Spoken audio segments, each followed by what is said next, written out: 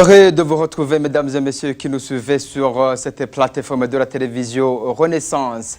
Voici le rendez-vous du journal en français. Rien d'étonnant que le pouvoir Pierre Nkurunziza a changé la Constitution pour rester au pouvoir infiniment. Il avait souhaité depuis longtemps têter le blocage de l'Assemblée nationale de l'époque.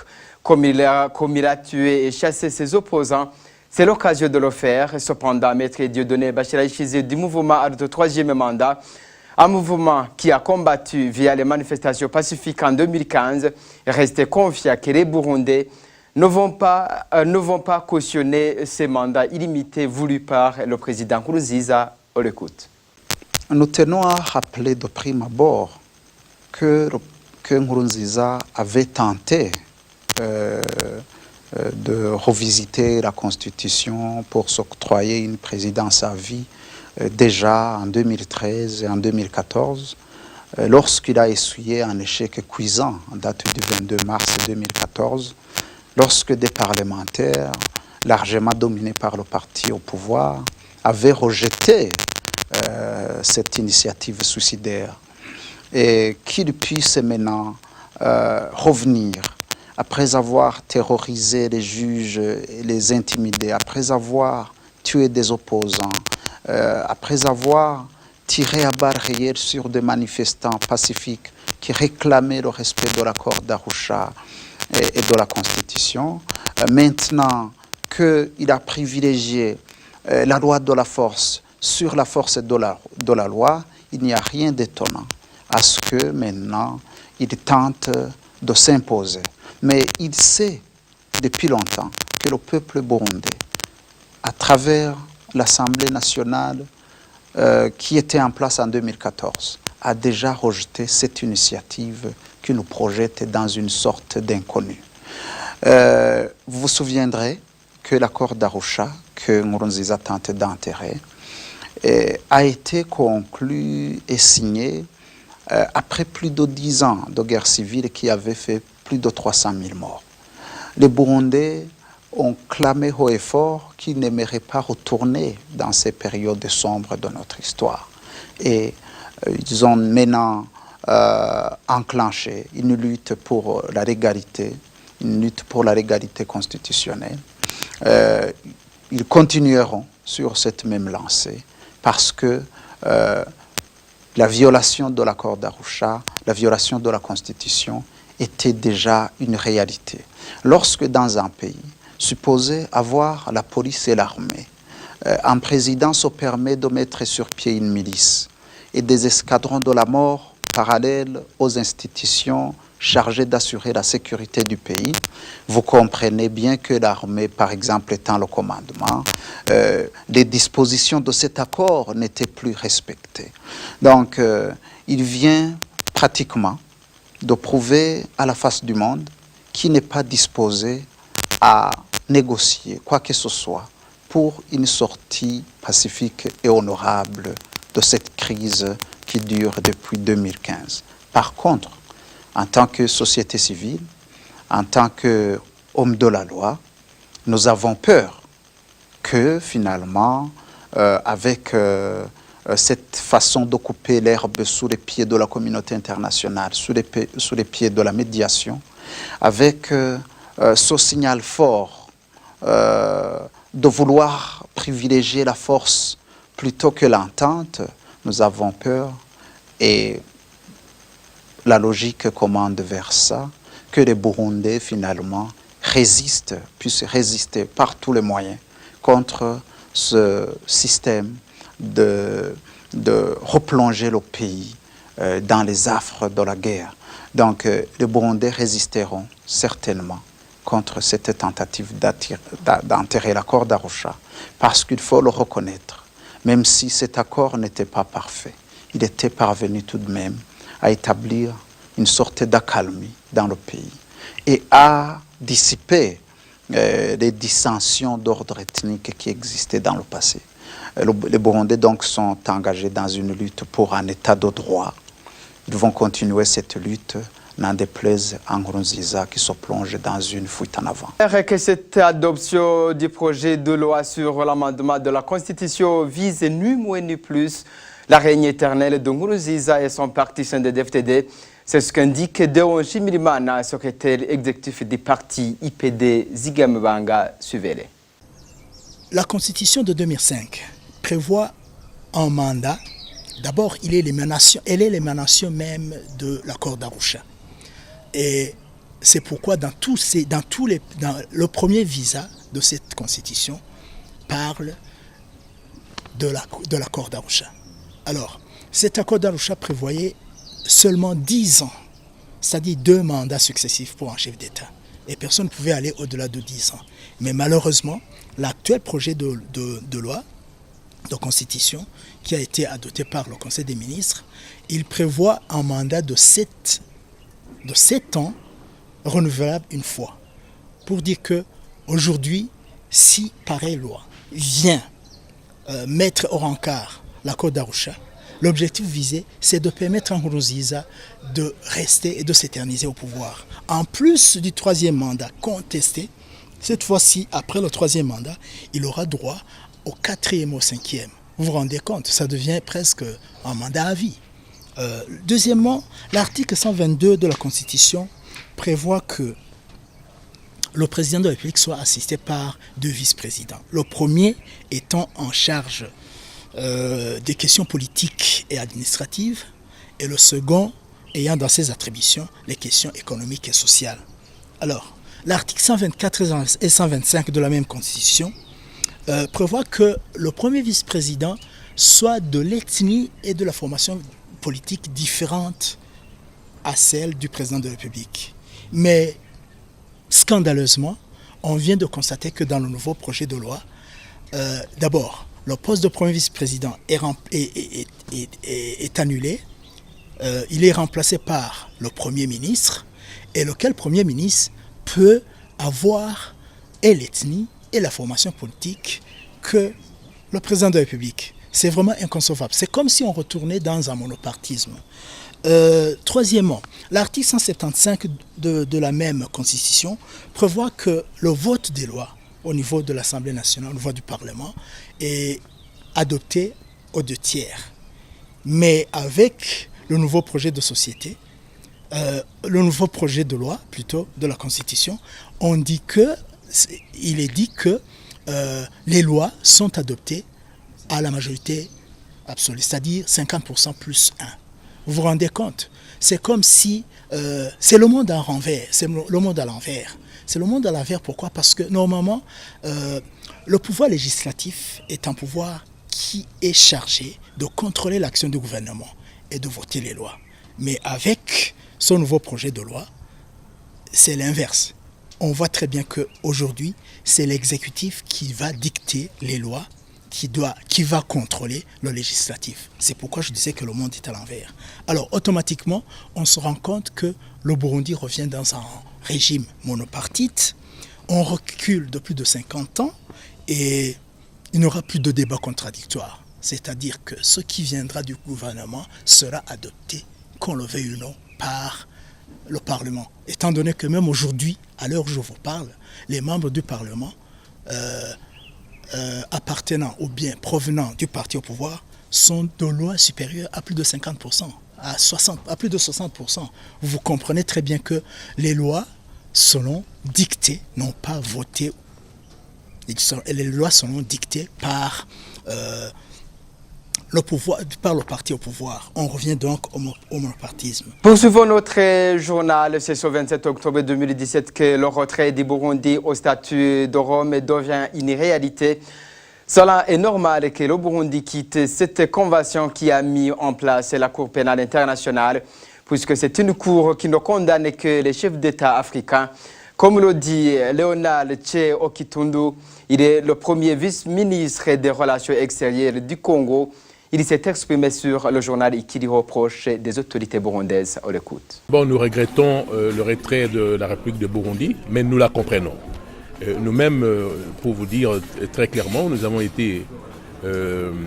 participé à la conférence diplomatique qui a donné naissance au statut de Rome. Et nous-mêmes, la République démocratique du Congo, nous avons été le pays qui a permis la ratification et donc l'entrée en vigueur de ce statut de Rome à New York, parce qu'il fallait 60 ratifications pour que ce statut soit mis en vigueur. Et c'est le Congo qui a donné la possibilité au statut de Rome d'entrer en vigueur, le premier pays.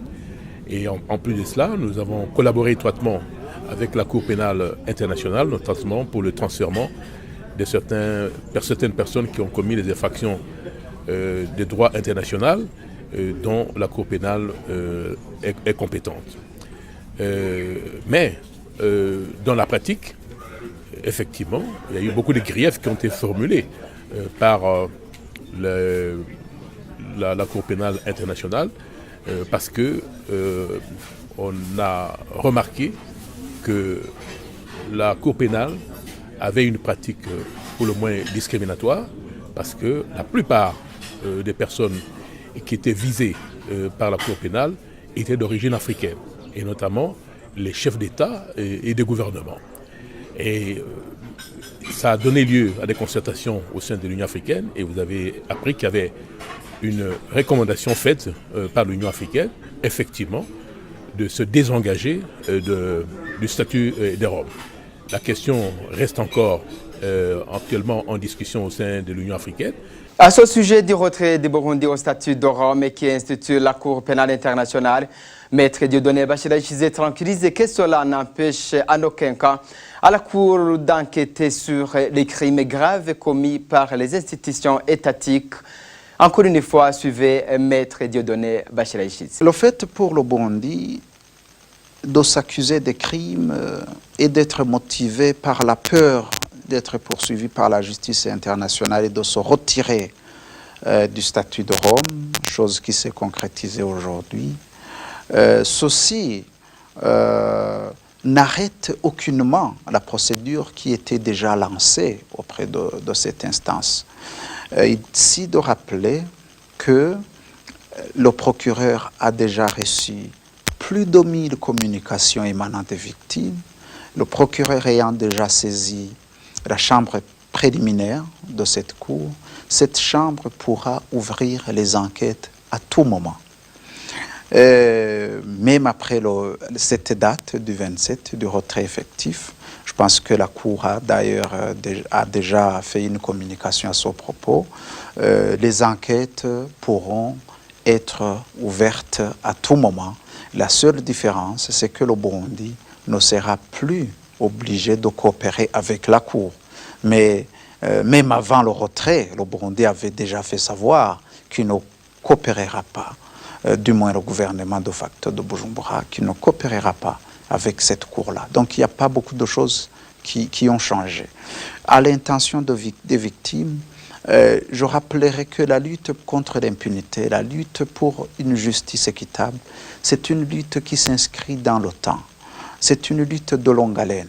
Il faut que les gens soient préparés à une bataille de longue durée. Vous avez vu au Tchad, le président Hissène Habré vient d'être jugé plus de 25 ans après les faits. Donc, même pour ce qui est du Burundi, ces autorités qui narguent les victimes en manifestant pour dire voilà, nous avons tué les vôtres, mais nous venons de gagner parce que nous pensons que nous allons rester impunis. C'est quelque chose d'éphémère, ça ne dure pas.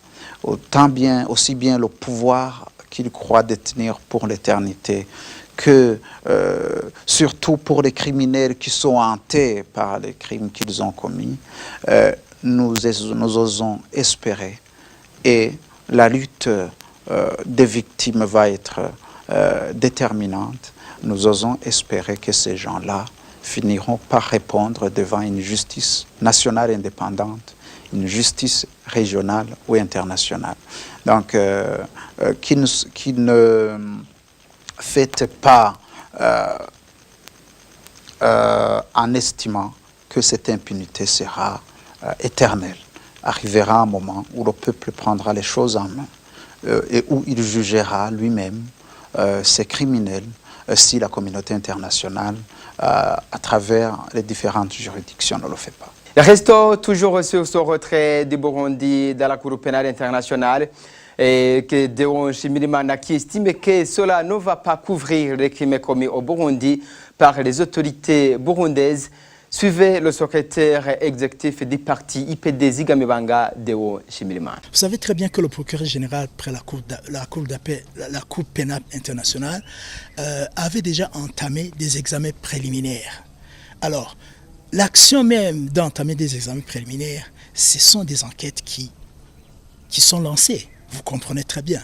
Alors, le fait de se soustraire des statuts de Rome n'exclut pas ou bien n'épargne pas les pouvoirs dictatoriaux à des poursuites de la Cour pénale internationale. Pas du tout. Pas du tout alors.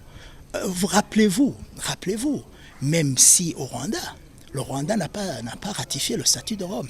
Mais quand il y a eu génocide au Rwanda, quand il y a eu des crimes contre l'humanité, les Nations Unies ont adopté la création d'une Cour pénale internationale qui a fait ses preuves à Arusha.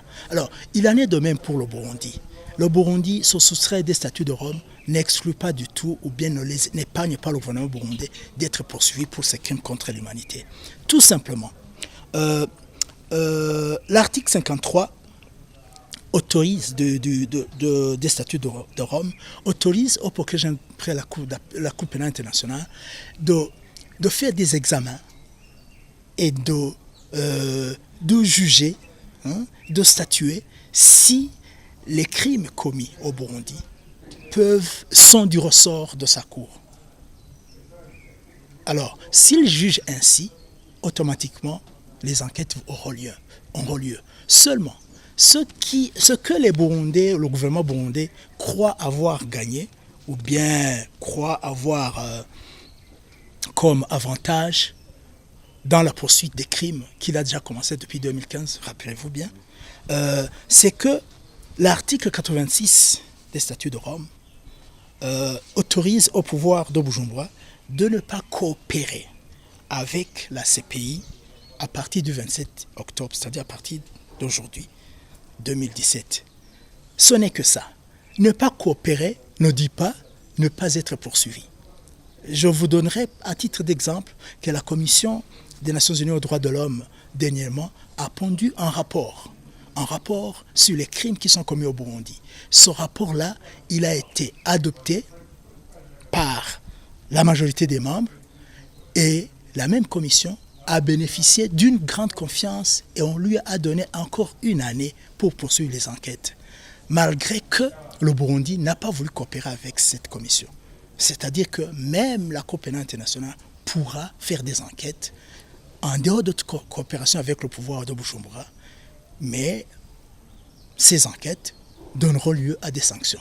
Et je vous rappellerai qu'il n'est pas dit que ce pouvoir va rester indéfiniment. Enfin, avec ce journal à l'occasion de la 24e anniversaire de la fondation de la Maison Shalom, Magui Barangitse, patronne de la Maison Shalom, témoigne sur son vécu, sur les enfants rescapés qu'elle a élevés. Il regrette que la même scène se répète depuis 2015, malgré son courage d'alerter qu'elle n'acceptera pas d'accueillir les enfants orphelins de guerre. Suivez Magui Barangitse, elle est la fondatrice de la Maison Shalom.